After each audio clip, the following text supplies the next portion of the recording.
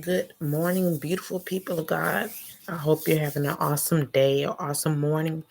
And if you're up this morning, I hope you're taking the time to spend time with God. If you're people of God, you call yourself people of God. With that being said, I hope I'm not before you long, but it's really early in the day, in the morning, rather. And I've been reading on my scriptures. Right now, I'm in Matthew. I've been kind of trying to go along with that book. Forgive me for not being consistent on my live. It's just life has been taking control, and I'm still getting my word with God, but I still need to be loyal to getting His gospel out. Now, I was in chapter 5 yesterday when I was reading over my Bible, and I was in chapter 5:17. It was teaching about the law.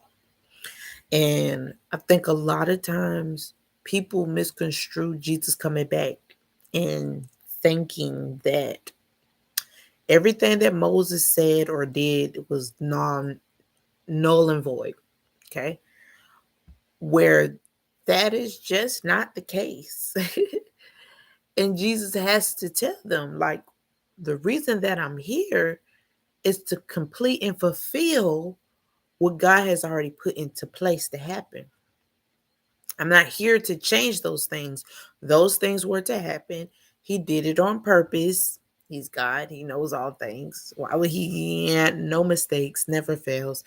So why y'all think I come here to say, oh, I'm here to just change everything, bump all that? That's not what I'm here for. I'm here to complete something that needs to be done in order for us to be where we need to be with God. If I don't do this, we're in trouble. We're doomed. Y'all see what happened to Adam and Eve. Y'all see what happened when Noah then was here. Y'all see what happened even with Moses them. Moses didn't get to see the promised land.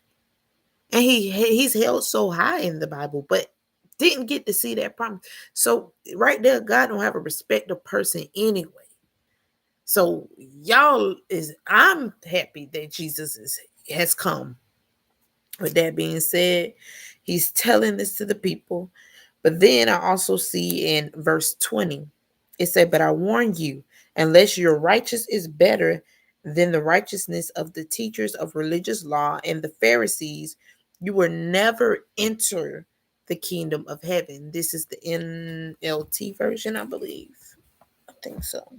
Yeah, it is. Um, Okay. Now, cross reference to that is Luke 18 and 10. And this really got me yesterday. It's about the parable of the Pharisee and the tax collector. If you read the King James version, it's going to probably say publican. I thought it was kind of weird. I don't know why they call him that. I don't know my vocabulary words like that. I'm just reading Bible. Okay. Um. Basically, the Pharisees, who were very religious, um, but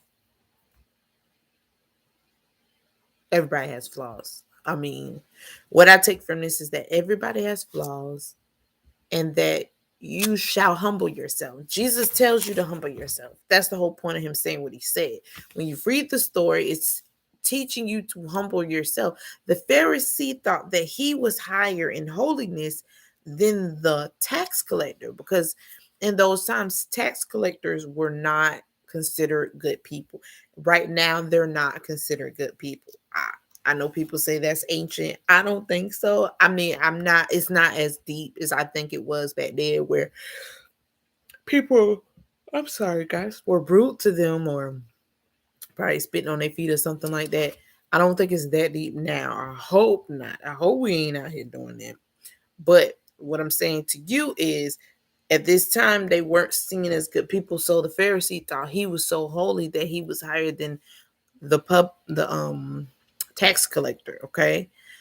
Um when he prayed, it kind of baffled God because it's like, what makes you think you're higher than him because of his job, first of all? And because of what? Because you're not uh gay. Because people really think that that sin is so much higher than you being a murderer or an adulterer or fornicator, because that's what we out here doing now. It's a lot of us doing it.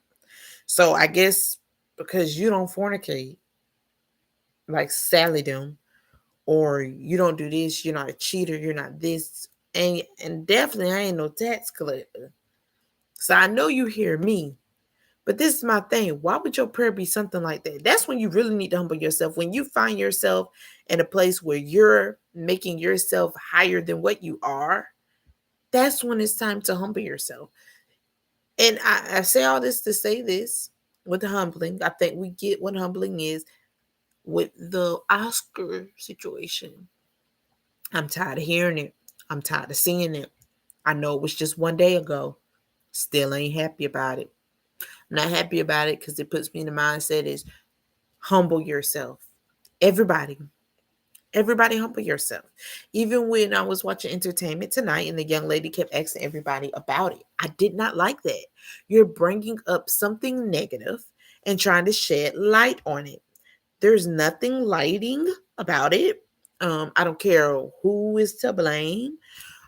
I felt like the situation with Will, I give him grace. I forgive whatever was done. It didn't happen to me. I didn't get slapped very hard. I heard it. It sounded like it hurt.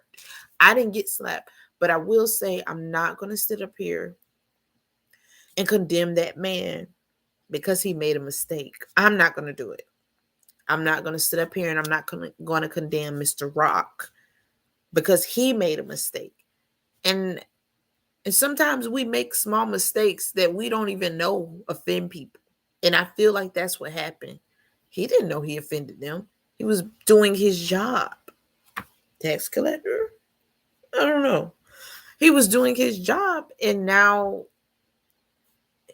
you know, a consequence of doing the job that he's been doing for many years has caused a certain reaction from somebody because of his insensitivity to something that they felt was deeper than how the world took it, if that makes sense.